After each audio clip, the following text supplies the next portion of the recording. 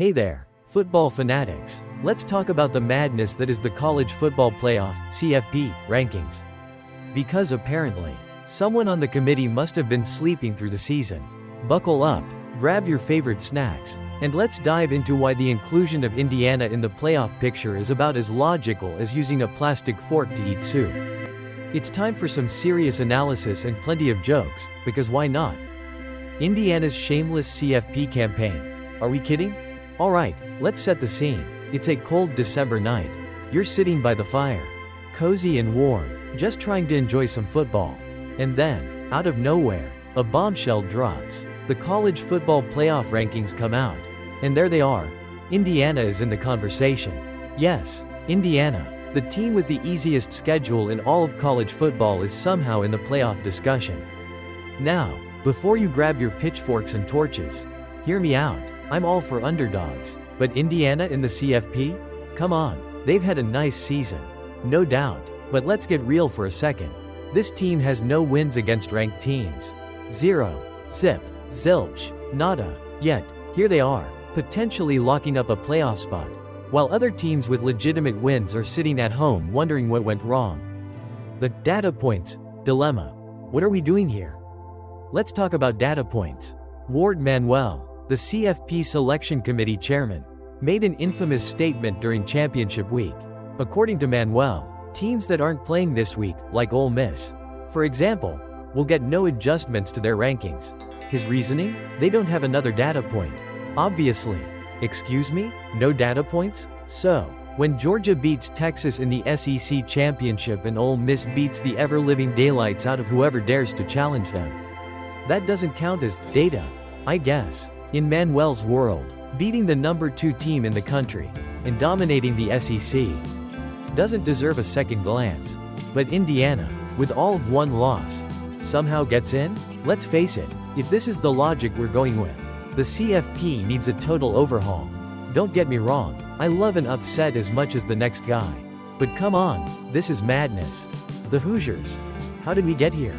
Here's the thing about Indiana. They've put up a solid record. But let's be honest, they've been playing in a conference that's easier to navigate than a shopping mall on a Tuesday morning. Their one and only loss came against Ohio State by 23 points. I'm not a math genius, but that sounds pretty rough to me. They've faced a schedule full of teams with 5 or more losses, which isn't exactly a murder's row, but somehow, they're being treated like a legitimate playoff contender.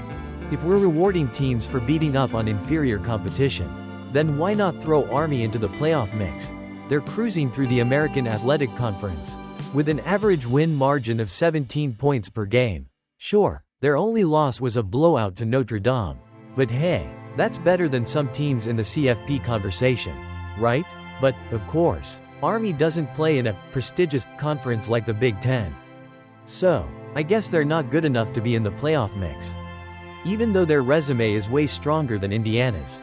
Ole Miss versus Indiana, the real story. Let's talk about Ole Miss for a second. They've been flying under the radar all season. But when you look at their resume, it's hard to ignore. They've beaten top-tier teams, including an 18-point win over the SEC champion, Georgia. Not only that, but they've got a win over the number 2 team and a 24-point win at number 14 South Carolina. And what do they get for all that? A seat at the kids' table. Apparently. Meanwhile, Indiana is sitting pretty in the playoff conversation, even though they've been cruising through a relatively easy schedule. If we're really going to say that Indiana has earned their spot based on an easy road to 11 wins, we're doing college football a massive disservice. The unfair advantage. The Big Ten versus the SEC. This isn't about Indiana being a bad team. They've had a nice run. But let's not kid ourselves. The Big Ten is not the SEC. The SEC is home to perennial powerhouse teams like Georgia, Alabama, and LSU, who are in a constant battle for the top spots every year. Meanwhile, Indiana has been playing in a Big Ten conference where it's a little easier to make it to the top of the heap. Let's not even get started on the whole Ohio State thing. Ohio State is a monster in the Big Ten. If you're Indiana, you're kind of hoping the Buckeyes trip up at some point. But that rarely happens. And when Ohio State is rolling, teams like Indiana have no choice but to watch from the sidelines. So, Again, this isn't about Indiana being bad. It's about the fact that they've benefited from playing in a conference that didn't have as many elite teams. And that shouldn't automatically get you a ticket to the playoff. Let's talk about the real problem. Now, I know what you're thinking. Why all the hate on Indiana? The truth is, I'm not mad at the Hoosiers. I'm mad at the system. The college football playoff is supposed to be about the best teams in the country, not the teams who had the easiest ride to an 11-1 record. It's time to stop rewarding teams for having easy schedules and start rewarding teams that play against elite competition. This isn't about Indiana's accomplishments. It's about the fact that their accomplishments have come against teams that weren't exactly fighting for national championships. The bigger issue here is that the playoff system is starting to reward mediocrity. If we're rewarding teams for simply not losing much, without looking at who they've played or how difficult their schedule was, we're completely missing the point of what college football is all about. The CFP. Time for a change? If the committee can't look at the resumes of teams like Ole Miss and realize that they've played against far better competition than Indiana, then we're in serious trouble. The 12-team playoff should be about crowning the best teams, not the teams who lucked out with an easier schedule. Indiana, in this case, doesn't deserve to be in the mix. And if they do get in, it's a slap in the face to teams that have actually earned their spots. Well, that's it for today's rant. Folks, if you've been as baffled as I have by this playoff nonsense, make sure to hit that like button, subscribe, and share this video with your fellow football fans. The CFP needs a major overhaul. And the more we talk about it, the more likely change will happen. Until next time, folks, keep your eyes on the field and your brains in the game. Let's hope for a playoff that actually rewards the best teams and doesn't fall into this pit of mediocrity. See you next time. Hey, football fans, buckle up, because we're diving deep into the wild, crazy, and occasionally bewildering world of the college football playoff rankings. Trust me, this year's race is more exciting than watching your team fumble a perfect pass, only for a magical recovery to land them in the playoff. Yep. We're talking about the Zombie Tide and their unexpected comeback, as well as Miami's case for the last playoff spot. So, grab your favorite snack, kick back, and let's break it down. Alabama's resurrection, from Zombie Tide to playoff contender. So, Alabama's season looked about as dead as a doornail a few weeks ago. Right? 3 losses, including 2 facepalm-worthy defeats to Vanderbilt and Oklahoma. And the real Alabama fans were mourning like it was the end of an era. But wait, is that a pulse?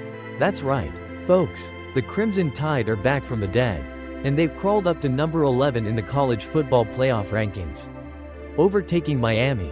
If you're not familiar with the term Zombie Tide, it's the phenomenon when a seemingly lifeless team resurrects and gets a second chance. All thanks to the chaos of the college football playoff committee. Can we get a round of applause for dramatic plot twists? But hey, this isn't just some fluke. Alabama's strength of schedule has been absolutely ridiculous this season, with victories over teams like number 5 Georgia, number 14 South Carolina, and number 19 Missouri. Alabama's ability to hang with the big dogs has kept them in the conversation. They're the team no one wants to face. And even though they've had some truly cringeworthy losses, including the 24-3 disaster against Oklahoma, who finished the season 6-6, yes, that happened, their overall performance against top-tier competition helped them jump Miami in the rankings. Miami's case, so close, yet so far. On the other side of the equation, we've got Miami, 10-2, a respectable record, and an offense that's about as potent as a quarterback throwing on a full moon. But their defense? Well, that's been as suspect as a referee's call in the last 10 seconds of a tied game. Miami's defense has allowed them to let up big leads, and they even blew a 21-point first-half advantage to Syracuse in Week 14. That loss was the ultimate oops moment, and it raised serious questions about their ability to close out games. Sure, the Hurricanes have had some exciting wins, most notably, their offense, led by star quarterback Cam Ward, has kept Miami in the hunt. But here's the kicker. Miami has 0 wins against ranked teams this season. Nada. Zilch. Zip. Their best win? Maybe over a 7-5 Virginia Tech squad? That's not quite the signature win you'd expect from a playoff contender. This lack of truly significant victories combined with a meh defense, is probably why the committee gave Alabama the nod over Miami. Despite the Crimson Tide's 3 losses, the committee looked at the whole picture, how teams fared against top-ranked opponents and who they managed to beat. Alabama, despite its flubs, came out looking stronger in that department.